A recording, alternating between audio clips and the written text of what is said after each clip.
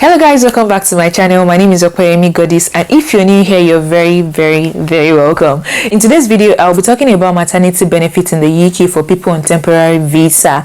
And what do I mean by temporary visa? I mean, as long as you do not have indefinite leave to remain and you're not a citizen, you're probably on a temporary visa. So be it skilled worker visa or student visa, TEFL visa.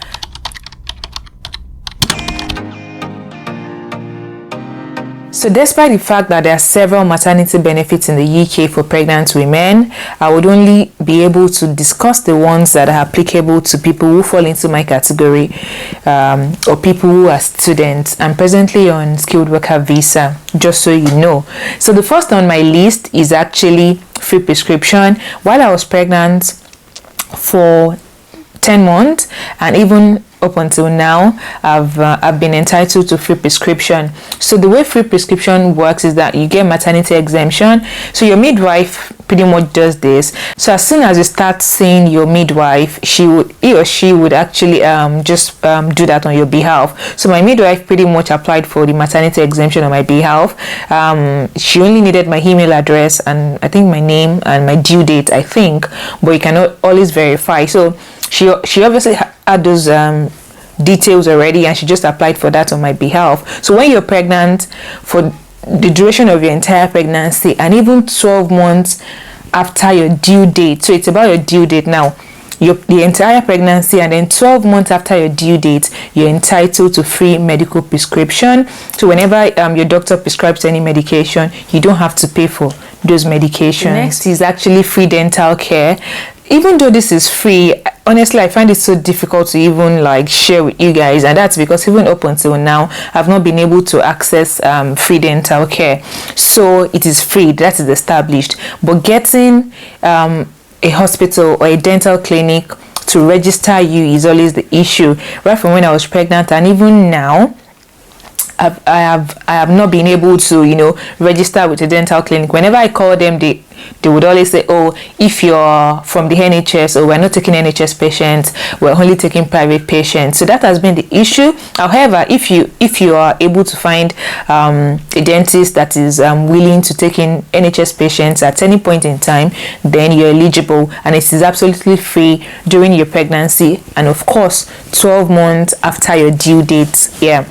So you're also entitled to free dental care. Also, during your pregnancy, while in the UK, of course, you are entitled to paid time off work for your antenatal clinics, your appointments, be it ultrasound appointment, be it doctor's appointment, whatever appointment, even appointments with your midwife, whatever appointment you have, regarding your pregnancy, you should have paid time off work. So let me explain.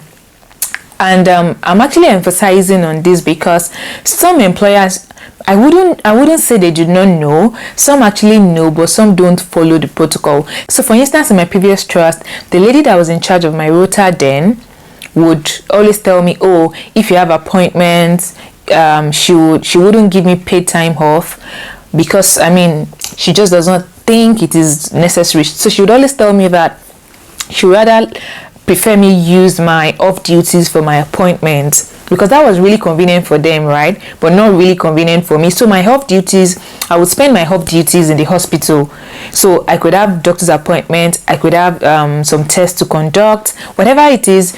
She would rather prefer me spending my off duties in the hospital for my appointments rather than giving me paid time off work when I have those appointments.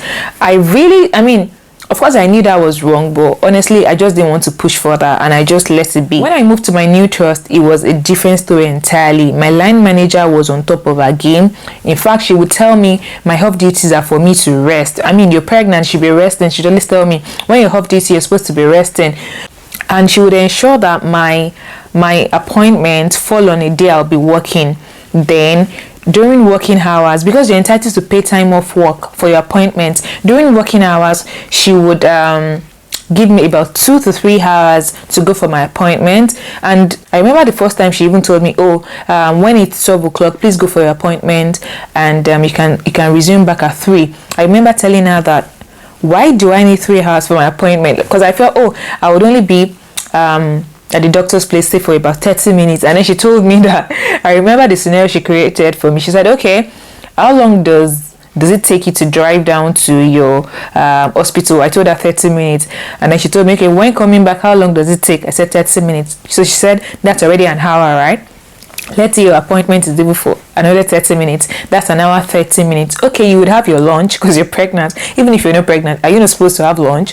Okay, so 30 minutes lunch. We added that to the time frame. And then she said, okay, leaving the theaters to even change into your outside clothing.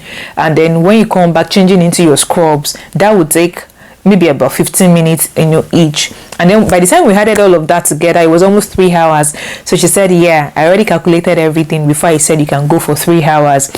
Trust me, the 3 hours might not even be enough because, number one, you're pregnant, you're kind of sluggish because you're pregnant. You walk into the car park alone will take another 15 minutes. And then it actually occurred to me that truly, I mean, she was just being sensible. So I don't know, some managers are not sensible. That's the truth.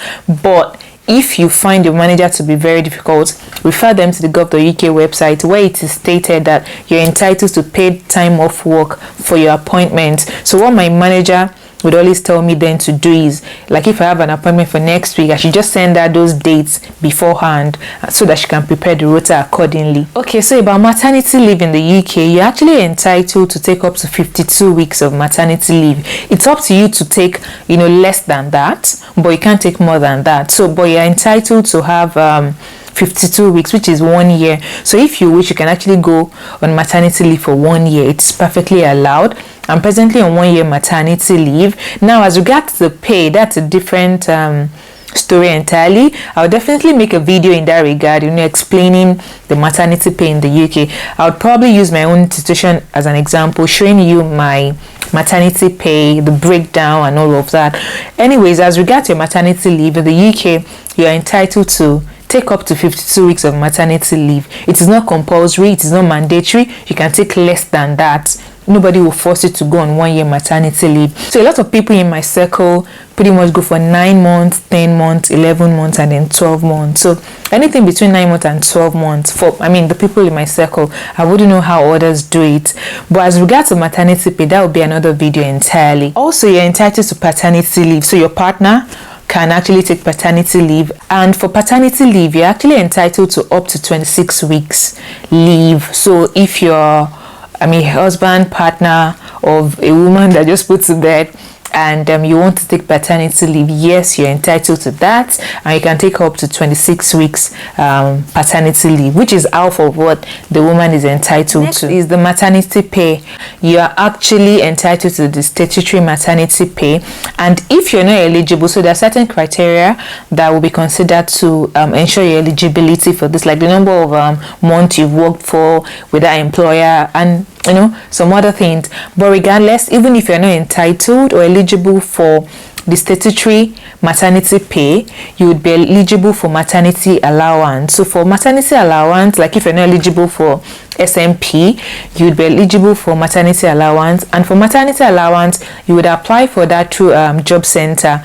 So either SMP or maternity allowance, one of them will come through for you really. But yeah, if it is for maternity allowance, you would have to apply for that through the job center. Similarly, you're also entitled, or your partner is entitled to statutory paternity pay. So if you're actually considering your partner accepting the pay. Also, as regards maternity leave, so there's also something called the shared parental leave. So you and your partner can actually share your maternity or paternity leave now. So I know a few people who have actually done that, but they work in the NHS, so I don't know the protocol for people outside the NHS. So for instance, I know someone who did that. Wife is a nurse, the husband is also a nurse, so both of them applied for shared parental leave in the NHS, and of course they got it. But there's a way they calculate it. You might have to do your findings to understand this better. Just go on gov.uk and type shared parental leave. You'll be able to get more information on that. Like I said, that there's the statutory paternity pay, there's also the statutory adoption pay. So even if the child did not come from you directly, even if you've adopted that child, the child is still yours. So you're actually entitled to statutory adoption pay in this situation. The last thing I will talk about is flexible working, and this is something that a lot of people do not even know that they're entitled to. I feel like because a lot of us are on skilled worker visa, we are kind of scared of asking for things that we actually are entitled to. For instance, flexible working is something you are entitled to in the UK, regardless of the kind of visa you're on. As long as you're legal resident in the UK, you're entitled to flexible working. And this is something that even for me, my manager discussed this with me recently. I've not even resumed back to work yet, because this is my 8th month of maternity leave. This is the 8th month. But my manager, of course, because there will be times that you would have contact with your manager. The last contact we had, she actually told me that if I need if I want to apply for flexible working, I should let her know. So for flexible working, there are actually several categories of flexible working. You can ask to have compressed hours. You can also ask your manager to give you staggered hours. You may also demand to work part-time. I know a lot of people who were working full-time, but when they had the baby, they had to step back, and now they're working part-time. So for part-time, it really just means that you're dropping the number of hours that you normally do, like you're reducing the number of hours. So I know a few people, they were doing like 37.5 hours initially. Then when they had the baby, they have to reduce to say 30 hours, 33 hours, 35 hours, and all of that. So you can also reduce your hours by going part-time. You can also ask to work from home, but that is if your organization permits that, or if your industry permits that. I know it's difficult for nurses who work on the wards or in the clinical area to ask to work from home, but I know there are other industries that actually permit that. So you can ask for part-time, you can ask for compressed hours, staggered hours, working from home.